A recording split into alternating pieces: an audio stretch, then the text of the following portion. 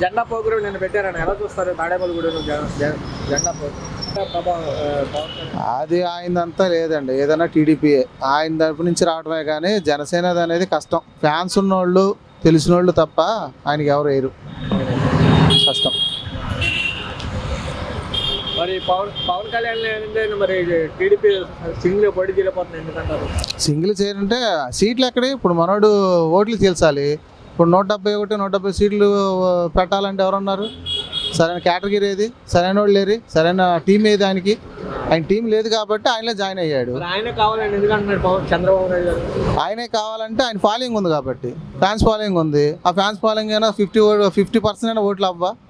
ఇప్పుడు ఆయన ఏమంటాడు, జగన్ రాకూడదు, నేనేం చేసినా నేను ఎవరితో కలిసినా మీకు అనవసరం, నేను ఈసారి జగన్ రాకూడదని అనుకుంటున్నాడు. కానీ నన్ను గెలిపించండి, నేను ఉంటే బాగుంటుంది, మీకు ఫ్యూచర్ వస్తుంది అని చెప్పట్లేదు కదా ఎక్కడ కూడా. ఆయన ఏమంటాడు, జగన్ రాకూడదని నేను కలిశాను అని చెప్తున్నాడు తప్ప నాకు ఇలాగ నాకు ఇవ్వండి, నన్ను గెలిపించండి, నేను మిమ్మల్ని చూసుకుంటాను ఎక్కడ ఏ స్పీచ్లో చెప్పట్లేదుగా. అంటే సిద్ధం అని జగన్ గారు అంటే నేను ఇక సినిమా చూపిస్తాను యుద్ధం మొదలైంది. యుద్ధం మొదలైంది అంటే అప్పుడు ఆయనకి ఏంటంటే ఫ్యాన్స్ ఫాలోయింగ్ ఉంది, మార్పు రాకపోదా, మళ్ళీ వేయకపోతారా అని. ఇప్పుడు జనసేనకి వేస్తారా టీడీపీకి వేస్తారో తెలియదు కదా. ఇప్పుడు టీడీపీకి 50% ఉందనుకో, జనసేన 50% ఉంది. ఇద్దరి మీద 80% అని అవదా?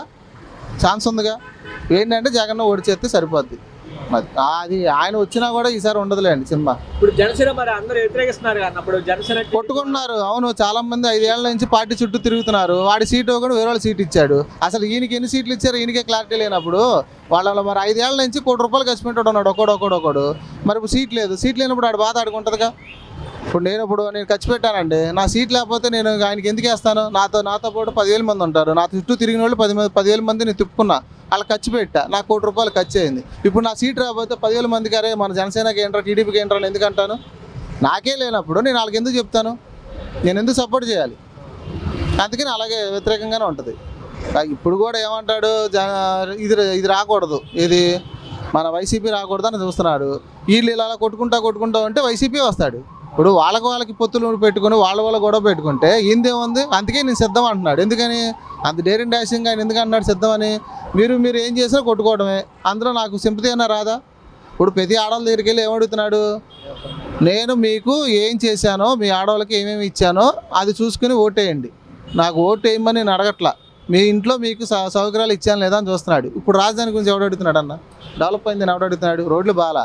ఆయన ఏమంటాడు, నేను మీ ఇంట్లో నీకు ఖర్చులు డబ్బులు ఇచ్చానా లేదా, పెన్షన్ ఇచ్చానా లేదా, 4 సంవత్సరం కాపులకు సంబంధించి ₹18,000 డబ్బులు వేసాను లేదా అని అంటున్నాడు. ఆడవాళ్ళు కూడా అదే చూస్తారు కదా. ఇప్పుడు ఇల్లు ఎలాగ రిలీజ్ చేసేస్తాడు ఇండివిజువల్ హౌస్లు, రేపు పొద్దున్న ఆడవాళ్ళ సింపతి రాదా? సారిపోద్ది. ఒక్క తెలంగాణ రాయలసీమనే 40 జిల్లాలు ఉన్నాయన్న, 40 జిల్లాలు 40 సీట్లు ఆడు కొట్టుకుంటే లోకల్లో 40 సీట్లు కొట్టుకోలేడా? 170 సీట్లే రావాల్సిన కర్మే ఉంది. ఇప్పుడు 50 సీట్లు ఈయనకి వచ్చి ఆయనకి 70 సీట్లు వస్తే ఎవరికి వెళ్తారు? మెజార్టీ ఆయనకేగా. ఒక రాయలసీమలోనే ఆయనకి 40 జిల్లాలు ఉన్నాయి. 40 జిల్లాలో 10 పోయినా 30 వచ్చినా ఇక్కడ 40 రావా? 70 ఇంకా 5-10 లోకల్లో రావా?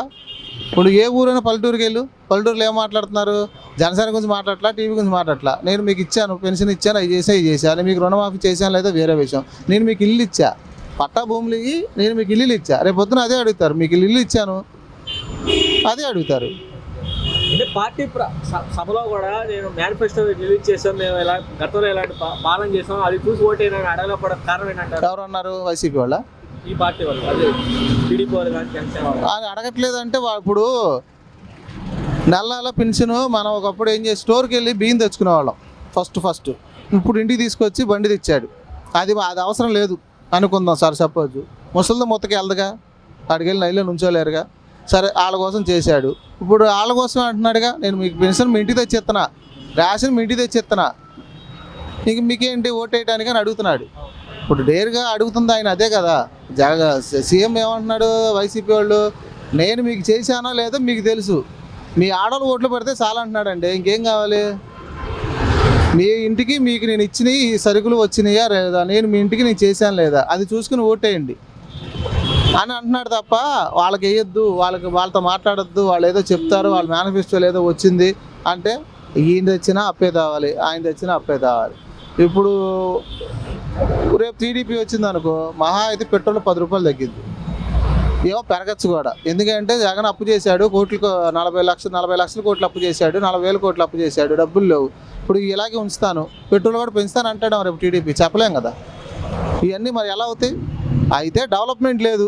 ఆయన ఏంటంటే ఎక్కడికి వెళ్ళినా డెవలప్ చేసుకుని రాగలడు ఎవరితో అయినా. నాలుగో పిల్లలు జగనే అని చెప్పడం జరుగుతుంది అన్న పవన్ కళ్యాణ్. అందుకే వైసీపీ అంటున్నాడు జగనే నాకు 4వ పిల్లం. ఆడేగా మొగుడు ఎక్కడికి వెళ్ళినా అడుగుతుంది కూడా అదే కదా.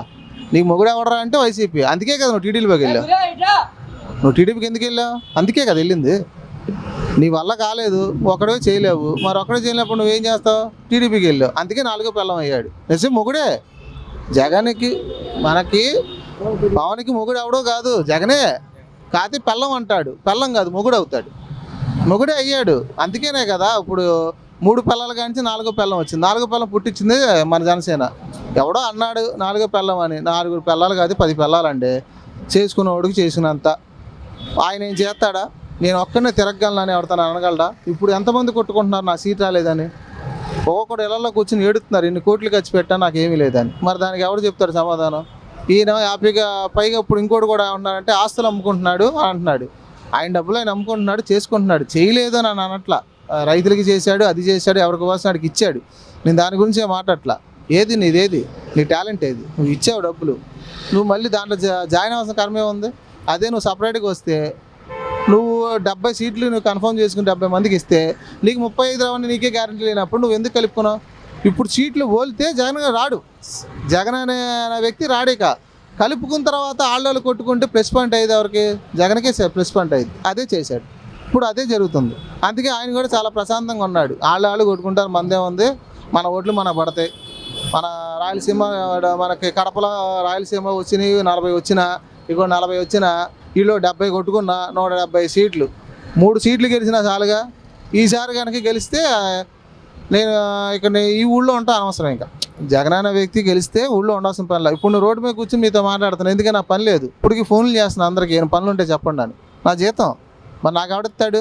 ఇంట్లో నువ్వు నాకు ముసలి లేదు, పెన్షన్ అవ్వదు, మా అమ్మ లేదు, మా నాన్న లేడు, నాకు ఎవడెత్తాడు పెన్షన్? నా పెన్షన్ ఇచ్చేవాడు ఎవరు లేడుగా. ఎవరిని పెట్టుకొని నేను ఎవరిని రోడ్డు మీద తీసుకొచ్చి దాన్ని మా ఇంట్లో పెట్టుకుంటాను, దాని పెన్షన్ డబ్బులు నేను తీసుకుంటానా? ఒప్పుకుంటుందా? ఒప్పుకోదుగా. ఇప్పుడు ముసలోళ్ళు ముత్తగా ఆడవాళ్ళకి ఇస్తున్నాడు, ముసలోళ్ళు ఇస్తున్నాడు, ముసలి నాకు లేదు, ముసలోడు లేడు. ఇంకోటి పెద్దవాళ్ళకి ఇస్తున్నాడు, కాపా 40 ఏళ్ళకి. నాకు మా అమ్మ కూడా లేదు, నాకు ఎవడిస్తాడు?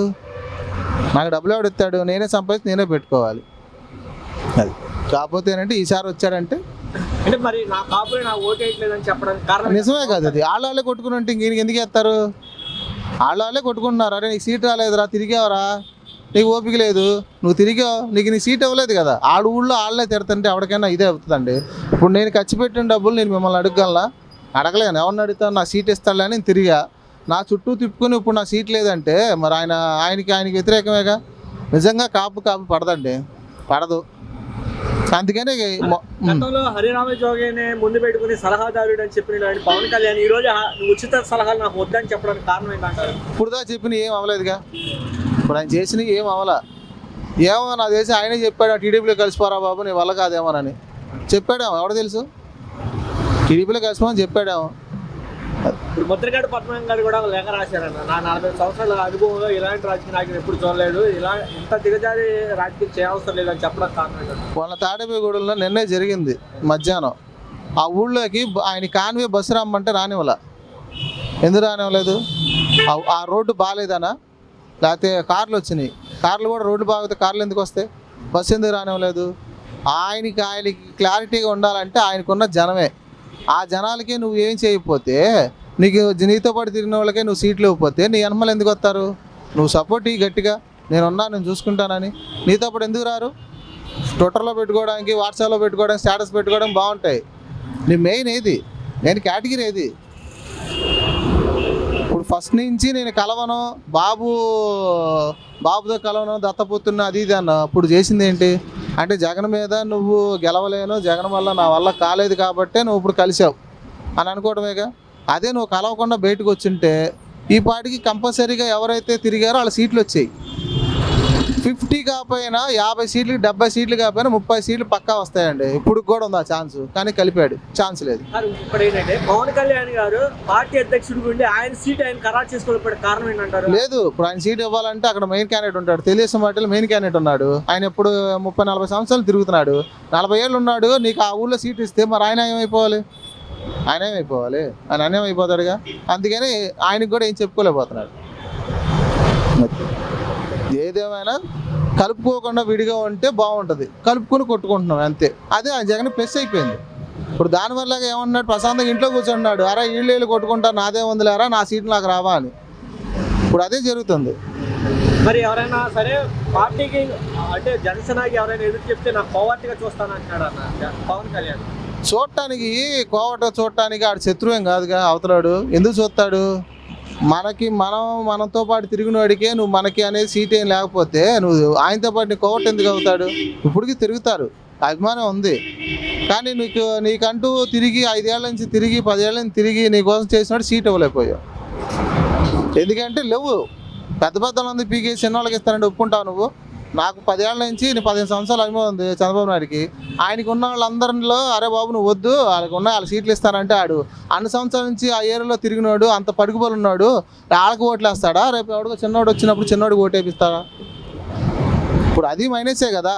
అన్ని సంవత్సరాల నుంచి ఆ ఊళ్ళో ఉన్నాడు, ఆయనకి ఓటేస్తాడు. కానీ నిన్నకాక మొన్న వచ్చాడు తీసుకొచ్చి నేను ఈయన సీట్ ఇస్తున్నానంటే ఆయనకి ఎందుకు వేస్తారు? ఎలా వేస్తారు? ప్రచారం చేసుకుని ఇది హామీలు ఇస్తాను అది ఇస్తానంటే వేస్తారు. ఎంతవరకు న్యాయం జరిగిద్ది? అప్పుడు అవతలోడు అడ్డమవుతే నాకు ఇవ్వకుండా నీకు ఇచ్చాడు, మా ఊళ్ళో నేను తిరిగాను, నువ్వు కాదుగా తిరిగింది, ఇన్ని సంవత్సరాలు చేశాను, నాకు ఉపయోగం లేకుండా నీకు ఇస్తే మా ఊళ్ళో నేను ఎందుకు నీకు ఓటేపిస్తానంటే అదే వ్యతిరేకత. అంటే గతంలో కూడా మోడీ గారిని విమర్శించిన చంద్రబాబు నాయుడు మళ్ళీ మోడీ గారిని పొగడడానికి కారణం ఏంటంటే? పొగట్టం అంటే మరి జనసేనలోకి ఈయన వచ్చాడు కదా, మరి ఈయన వచ్చినప్పుడు ఈయనకి ఆయన సపోర్ట్ అవ్వకపోతే వేరే వాళ్ళకి ఇస్తే బాగోదుగా. ఎందుకంటే ఫస్ట్ నుంచి మోడీ గారు తిరిగింది పవన్ కళ్యాణ్ గారు, మరి ఆయన తిరిగినప్పుడు ఆయన సపోర్ట్ అవ్వకపోతే ఈయనకి ఎందుకు ఇస్తాడు?